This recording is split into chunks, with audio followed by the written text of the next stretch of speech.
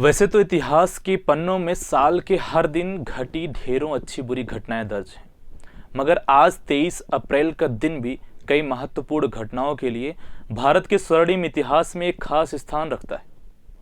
आज कुछ ऐसा हुआ था कि जिसने 19वीं सदी के भारतीयों के मन में जल रही स्वतंत्रता की चिंगारी को न सिर्फ हवा दी, बल्कि उसे चरम पर पहुंचाने में अहम भूमिका भी निभाई।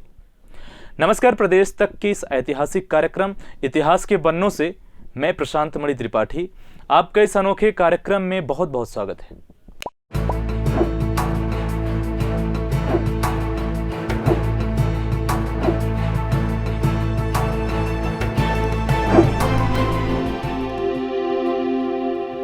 आज हम चर्चा करने वाले हैं कि 23 अप्रैल के दिन ऐसा क्या हुआ जो ये दिन भारतीय इतिहास के पन्नों में सदा के लिए अमर हो गया।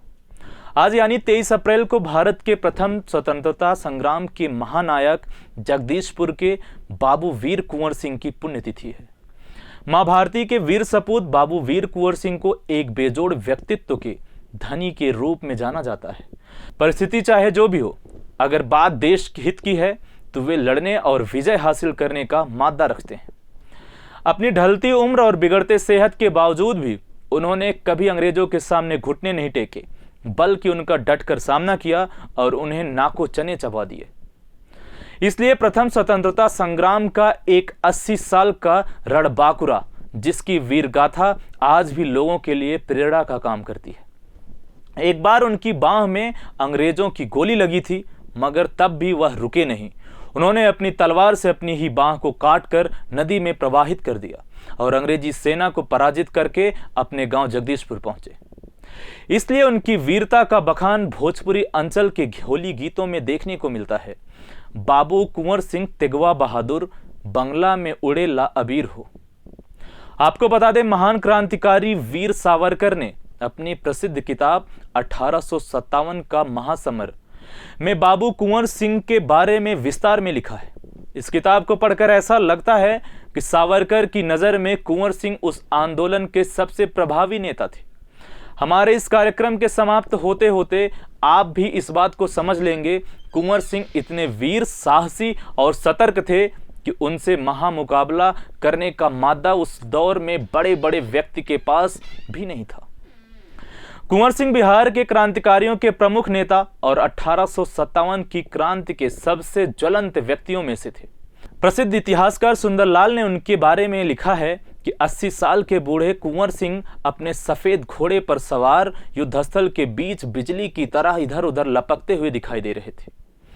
जुलाई 1857 में पटना में क्रांतिकारियों के नेता पीर अली को अंग्रेजों ने फांसी पर चढ़ा दिया था।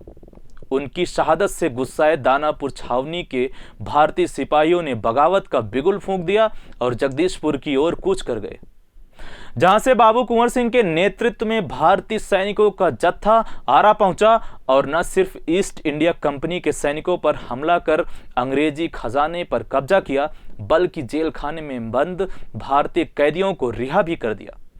इतना ही नहीं, बाबू कुंवर सिंह ने अंग्रेजी दफ्तरों को गिरा दिया और आरा हाउस को घेर लिया। इसके बाद ब्रिटिश हुकूमत कहां शांत बैठने वाली थी। दानापुर छावनी के कप्तान डनवर के नेतृत्व में करीब 300 अंग्रेज और 100 सिख सिपाही आरा पहुंचे और कुंवर सिंह के सैनिकों के साथ भीषण संग्राम किया। कहते हैं कि इस युद्ध में 415 में से मात्र 50 अंग्रेज और सिख सिपाही ही जीवित बचे थे। ये हार अंग्रेज बर्दाश्त नहीं कर सके और उन्होंने फिर से कुंवर सिंह पर हमला कर दिया, मगर वीर कुंवर सिंह ने उनका डटकर मुकाबला किया और अंग्रेजी सेना को पराजित करके 23 अप्रैल 1858 को जगदीशपुर पहुंचे।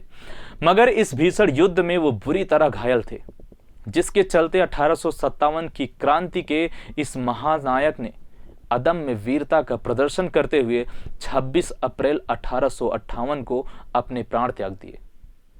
इतिहास के पन्नों से ऐसी ही कई और रोचक जानकारियों के लिए आप जुड़े रहें प्रदेश तक के साथ।